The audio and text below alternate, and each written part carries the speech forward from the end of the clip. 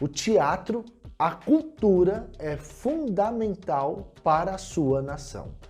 Uma nação que não alimenta, que não esclarece, que não leva, ou seja, além de entretenimento, no sentido de emancipação do ser, uma cultura que não faz isso é uma cultura ou um país que acaba sofrendo de uma certa desnutrição naquilo que seria a emancipação do seu próprio povo. Nesse sentido, desenvolve um trabalho importantíssimo de alto valor agregado, como vai dizer outros por aí, na perspectiva da cultura e da emancipação desse povo. Em poucas palavras, extremamente importantes, extremamente relevantes para o aperfeiçoamento, para o melhoramento da visão de mundo. Não é que é cultura melhor ou cultura pior, não se trata disso, mas no sentido de que quanto mais a população, quanto mais a sociedade, quanto mais a nação humana se desenvolve em sua cultura, melhor o mundo vai se tornando, porque ela vai se sensibilizando, ela vai se depurando sobre valores que regem a própria humanidade. Mas a relevância está exatamente nisso. Eu vou trazer um jargão um pouco feio, vocês me perdoem a forma de expressão, mas é para se fazer entender. Recentemente eu estava batendo papo com algumas pessoas e aí uma delas fez a seguinte expressão: velho, o cara caga na tua cabeça e você não reage. E pior, quanto mais desarmados nós somos diante das nossas culturas, aquilo que o passado nos trouxe, que levou até onde estamos, se você não sabe disso, você está como que sem anticorpos. Então o cara caga na sua cabeça e você, além de não perceber, você não reage. A cultura vem exatamente para nos forjar, para nos sensibilizar, para nos ensinar, no mínimo, a respeitar as diferenças. Então, nessa perspectiva, a relevância das raízes culturais, eu estou pegando a pergunta aqui, do nosso país, é exatamente para isso, para mantermos o espírito que compõe esse corpo. Eu entendo que a cultura, desenvolver a cultura, né? Levar a cultura, sensibilizar a nossa cultura, os valores, a identidade, é nada mais, nada menos do que uma sustentação do nosso espírito. Espírito você pode entender como consciência, razão, o nome que você quiser dar. Mas é tudo aquilo que está para além do nosso corpo. Então, nós não somos só uns seres de matéria, de corpo. Nós somos seres espirituais, somos seres de consciência, somos seres de cultura. O trabalho que diz respeito a isso é extremamente importante, é relevante, porque o nosso espírito precisa ser alimentado, ele precisa ser forjado. E aí, a questão de reconhecer a relevância desse tão importante trabalho que está na esfera da nossa cultura. As consequências de um povo que não alimenta, que não sustenta, que não traz ao presente a cultura, é um povo desnutrido, é um povo frágil, é um povo sem identidade, é uma alma sem vida. E por isso que trabalhos como o que o Daniel faz são tão importantes. Independente da perspectiva, da visão de mundo, se ele defende o lado de cima, o lado de baixo, não importa. Mas a cultura se torna importante ser trabalhada como o nosso diretor Daniel faz e muitos outros, exatamente. Recentemente, um dos últimos trabalhos de relevância, ao meu ver, ao meu entendimento, que o nosso diretor Daniel vem desenvolvendo, é sobre os povos indígenas, né? Então a pergunta é: como você vê as constantes perseguições aos povos originários? Ele está falando dos povos indígenas brasileiros, desde a nossa colonização até hoje. Olha, eu vou dar um passo atrás. Independente de qual é o povo, de qual é a cultura, de qual é a identidade, eu, na perspectiva da filosofia, na reflexão da ética e que entendo que o fim último é a própria dignidade, todos nós, seres humanos, não só os seres humanos, naturezas e animais também, mas sobre os homens, nós, seres humanos, temos dignidade e a dignidade é um resultado, por exemplo, da manifestação, da sustentação de uma cultura de um povo. Então, aqui existe até uma certa, uma pergunta com tanto crítica, né? Com um certo teor de crítica. Como você vê as constantes perseguições? É claro que você percebe, por exemplo, que o povo indígena, uma parcela ou uma parte ou por uma perspectiva, ele não foi respeitado, ele não é respeitado quando, por exemplo, você pensa os espaços que teoricamente ou na prática seriam de direito deles. Agora, se você não respeita esse espaço, essa cultura, se você desconstrói isso, isso é uma coisa muito ruim. Mas não para o povo indígena, isso é óbvio, mas para aquele povo, para aquela quantidade de pessoas que são chamados de índios ou povo indígena, no que diz respeito ao ferimento da dignidade. Ao meu ver, no meu entendimento, todo homem, quando está no mundo, a sua grande questão é a questão da dignidade. Então, quando um modelo político ou um dirigente ou uma outra cultura não respeita esta primeira cultura, isso é muito ruim. É ruim para a nação, é ruim para a história da humanidade, é ruim para o seu país, é ruim para o povo que sofre. Então, o ponto de partida é: essa cultura está sendo respeitado a sua dignidade, a sua identidade? Sim, legal, estamos num caminho bacana. Se não, nós temos um problema. E a cultura, como um trabalho de sensibilização, de encorpamento, ele pode nos revelar: escuta, presta atenção, tem uma galera ali, tem um povo ali que não tá legal, que tá sofrendo. A gente precisa respeitar. Tá bom, mas como é que eu respeito? Então primeiro faz um trabalho de sensibilização. Traz o discurso, traz a temática, traz a problematização da questão. Legal. E as soluções? Bom, agora vamos pensar a solução. Então vai, emancipa mais um povo, leva mais cultura, desenvolva mais peças de teatro, faça modelos políticos, pega os dirigentes, pegue os investidores, traga todo mundo e faça isso acontecer. Porque tem um grupo de pessoas que sofre, que padece, que pode correr o risco de perder a sua identidade. E isso não é uma coisa legal. Mas quando você traz Nicolau Maquiavel no livro O Príncipe e ele diz: faça tudo para conquistar o poder e manter, é muito provável ou possível afirmar que esta questão pode acontecer. Isto é óbvio, porque note só, se você pega, por exemplo, nos séculos passados, onde o homem branco escravizou o homem negro. Ok, você pensa, o homem branco fez uma equação matemática. Ele diz: eu sou o ponto de partida, eu sou o protagonista, eu desejo um fim último que é o lucro, o dinheiro, isso vai refletir como um poder em minha vida, só que eu preciso um meio pelo qual o fim último seja o lucro, eu que sou o protagonista, e eu conquisto ou mantenho o meu poder. Aí por algum motivo, sei lá, caiu uma fase na cabeça do cara, né, entrou um curto-circuito, ele entendeu que o homem negro, né, aquele que tem uma cor, que tem uma outra cor diferente dele, né, sei lá, uma cor preta, uma cor amarela, uma cor vermelha, azul, não importa. Ele simplesmente entendeu que aquela qualidade de ser humano não é ser humano. Então ele vai usar ela como um meio pelo qual o fim último seja o lucro do homem branco. Um exemplo. Isso na história da humanidade, né? Ok, aí você pensa, mas Samuel, você não disse que o homem é fim último de todas as coisas porque ele tem dignidade? E quando você pega um homem negro, um branco, um vermelho, um amarelo, um azul, não importa, você desloca ele na posição de meio para ele se tornar um meio pelo qual o fim último não seja ele mesmo, né? Mas o lucro daquele que é o opressor. O que acontece? Acontecerá um mundo injusto. Agora, se eu tenho povos indígenas e terras que eram lá na origem, né, da nossa colonização, ou do início daquilo que seria o Brasil, e esse povo começa a ser descaracterizado sobre o seu espaço por conta de desejo de outros homens que querem poder, e se isso acontece, eu consigo dizer então que possivelmente a pergunta: existe um interesse de caça e extermínio da cultura indígena? Eu diria que, me perdoe também um outro jargão, os caras estão cagando para a cultura indígena. Eles estão querendo simplesmente o espaço para conquistar e manter poder. Consequentemente, a cultura vai se embora ou pode se perder. Essa é uma perspectiva. E se sim, qual é o motivo? O motivo é o poder.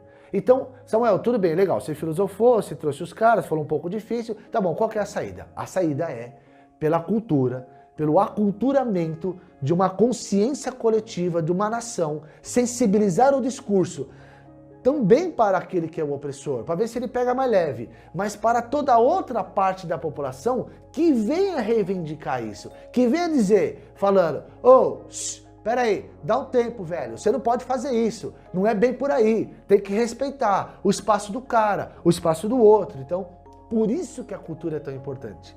A cultura, ela vem não só para fazer crítica, mas ela vem para emancipar, como vai dizer Immanuel Kant, num texto chamado O que é Esclarecimento, um tal de, não sei se a pronúncia está certa, Aufklärung, que ele diz que o homem se encontra em estado de minoridade. Cabe ao professor, ao pai, ao mestre, ao tutor, identificar esse estado de minoridade e emancipá-lo, né? Transportá-lo por uma outra condição, esclarecê-lo para o estado de maioridade. Uma nação que se encontra em estado de minoridade ou presa no mito da caverna, muito provável será opressora, sobretudo daquele que é mais vulnerável, que é mais fraco. Então, a cultura, ela tem um papel de mentoria, de identificar o estado de minoridade de um povo, de uma nação, de uma consciência coletiva e emancipá-la, esclarecê-la, lançá-la a um outro campo, a um campo da maioridade, a um campo de uma razão mais robusta, mais forte, mais nutrida, mais oxigenada para um mundo mais justo. Ao meu ver, na perspectiva da filosofia, na perspectiva da ética que tem como fim último a dignidade, a cultura vem brilhantemente com essa relevância, com essa importância para tratar sobre essas questões.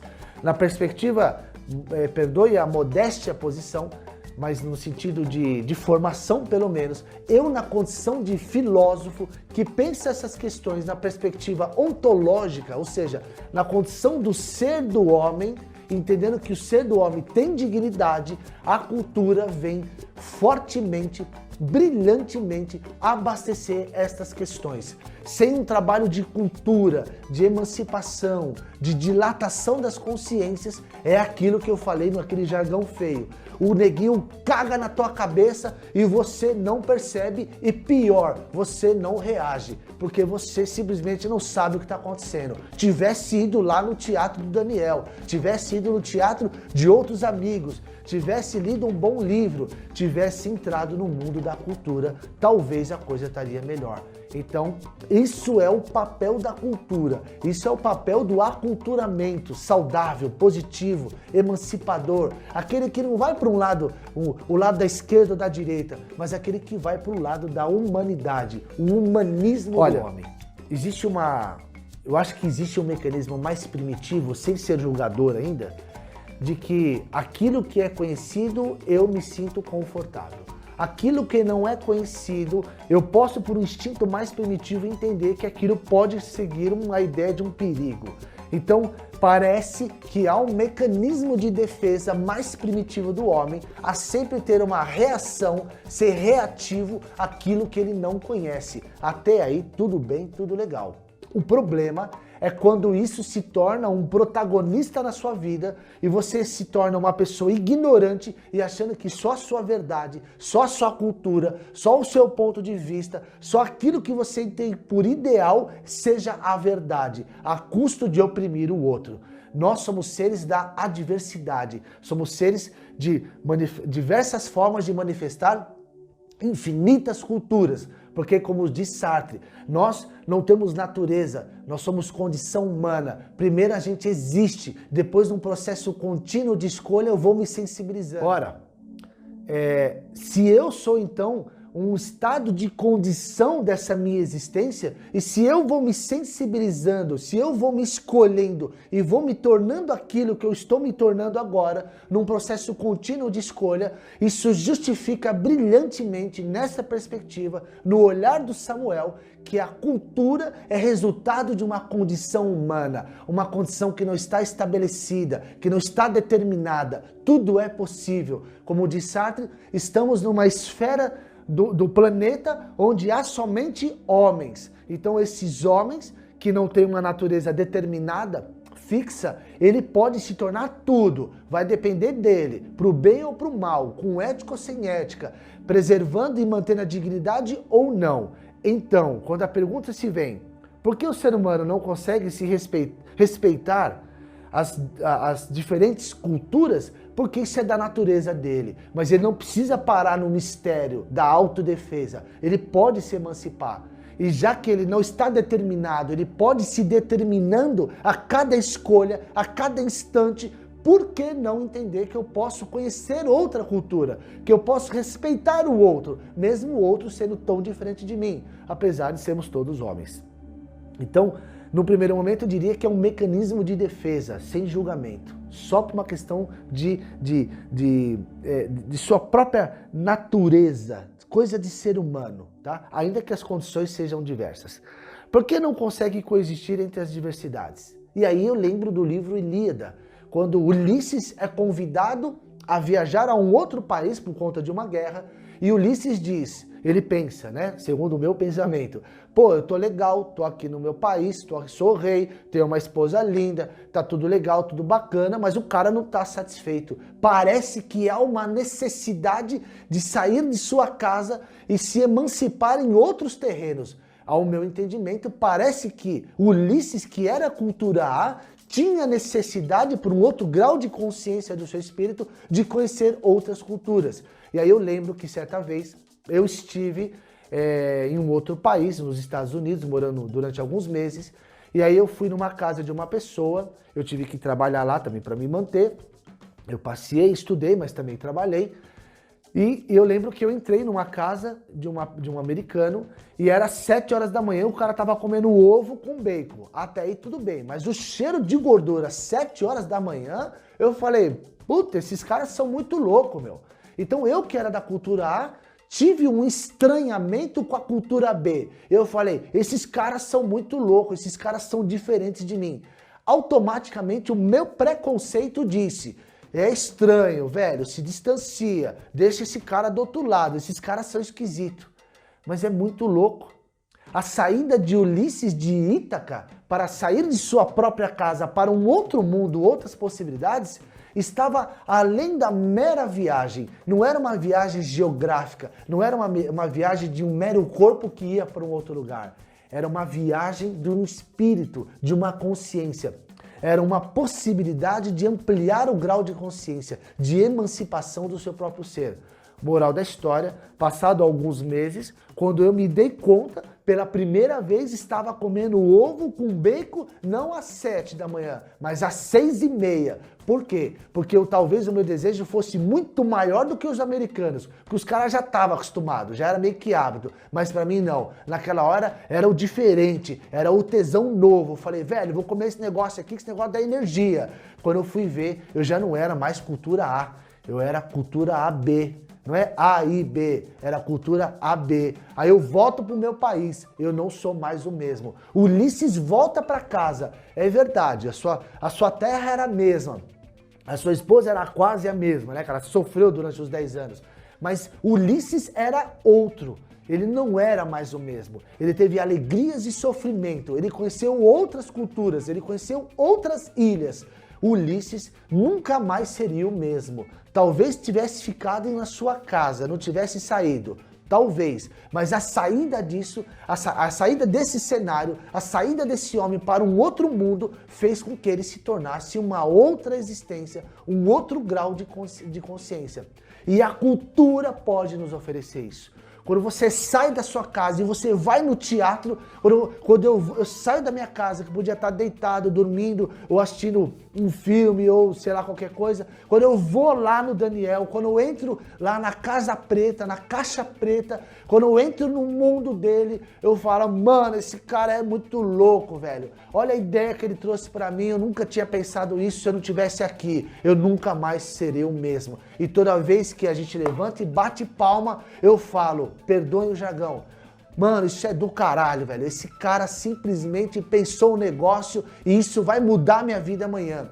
É sutil, é quase que imperceptível, mas é muito legal. Isso é coisa de cultura, isso é coisa de teatro, isso é coisa de intelectuais que levam o melhor para nós. E aí quando eu tô junto com o Daniel, eu falei, bom, deixa eu sair de Ítaca, deixa eu sair de casa, deixa eu ir lá conhecer esse outro universo. Isso é não muito legal. Não conseguir existir ou coexistir é uma questão de estado de ignorância.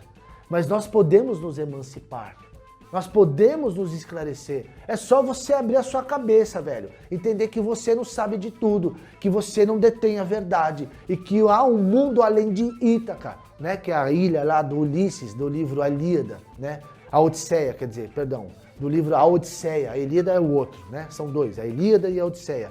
Então assim, se você está com dificuldade de lidar com a diferença, é porque você está estúpido ainda. Igual eu ainda sou estúpido, mas eu estou tentando deixar de ser estúpido, tentando deixar de ser ignorante. Então eu vou lá, quando tem peça do Teatro Daniel, eu vou lá no Daniel, vou nos outros amigos dele, que tem um monte, uma galera que é tudo diretor, tudo ator, e é muito legal. Então, para eu aprender a lidar com a diversidade, eu tenho que estar com os caras. Tenho que estar filosofando, tenho que estar conversando, eu leio um livro, aí eu bato papo com um, bato papo com o outro e vou me emancipando. Por quê? Aí eu vou justificar o meu pessoal. Eu simplesmente entendo que eu sou um ser espiritual. Espiritual para mim aqui é mais do que, na minha compreensão limítrofe, o Pai, o Filho e o Espírito Santo. Eu não sei se existe isso, mas eu sei que eu sou um ser de consciência. E eu sei que essa consciência não morre. Esse corpo vai padecer, ele vai desmanchar, mas a minha consciência não. E a única coisa que fica e a única coisa que transcenderá o tempo e espaço é minha consciência. Estou aqui para dilatá-la. Então, para eu aprender a lidar com a diversidade, eu preciso maturar minha consciência. Porque quando ela sair daqui, velho, se der certo, eu quero ir para um lugar melhor. Não quero ter que voltar para um lugar para aprender coisas que eu não passei de lição. Então, a minha consciência precisa dilatar nesse sentido. E a cultura, estou sempre reforçando, né? É um vídeo, é um bate-papo sobre cultura. A minha perspectiva entende que a cultura pode me emancipar nesse ponto. Independente se alguns acreditam em Deus, se uns são de partido político tal, tudo isso é bobagem, velho. Mas uma coisa é verdade, eu arrisco. Nós somos seres de consciência. É ela que está tensionando, é ela que precisa emancipar, é ela que precisa viajar no espaço-tempo. E a cultura vai me ajudar. E se o meu país, se a minha comunidade não entende isso, as pessoas mal intencionadas vai cagar na minha cabeça e eu não vou reagir, velho. Eu preciso reagir, porque eu quero sair daqui legal, quero sair daqui dilatado. Eu quero sair do mito da caverna.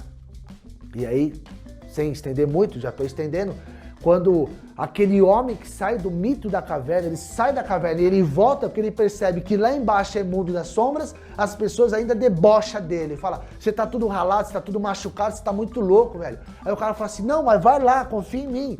Vai lá, velho, busca a cultura, sai da caverna, sabe? Sai do estado de estupidez, de ignorância, reage. Não deixa o cara nem chegar perto da sua cabeça. Fala, aqui não, velho, aqui você não vai cagar.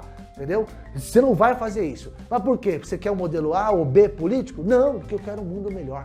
Eu quero uma sociedade mais justa. Eu quero uma vida mais digna. Ponto. Não se trata de política. Não se trata de verdades. Não se trata de modelos ideais. Se trata de uma vida com dignidade.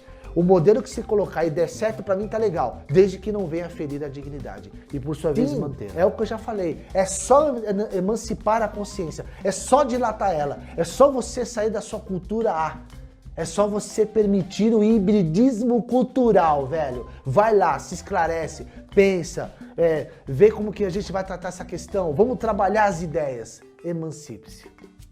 E aí a última pergunta, eticamente falando, como seria um mundo ideal? A sociedade ideal. Me perdoem também o jargão, a palavra, não quero banalizar o nosso bate-papo aqui, a nossa brincadeira intelectual, né? Brincadeira no sentido de vamos entender, vamos jogar as ideias. Tem uma palavra também, um outro jargão, esse é meio que meu, né? Mas é para explicar em uma palavra, me perdoem o jargão. Mas eu vou fazer a pergunta e vou responder. Olha só, eticamente falando, como seria o mundo ideal? A sociedade ideal.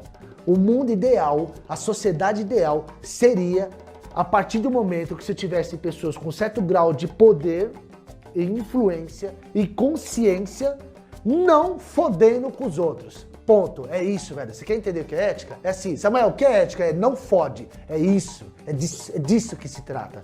Então, a cultura nos sensibiliza a entender que o outro também padece. Agora, se eu estou abaixo na hierarquia de poder, eu vou ficar à mercê do outro. Mas se você está com o poder sobre o outro que é mais vulnerável, é só você não ferrar com a vida do cara, velho. Entendeu? É só você não ser mau caráter.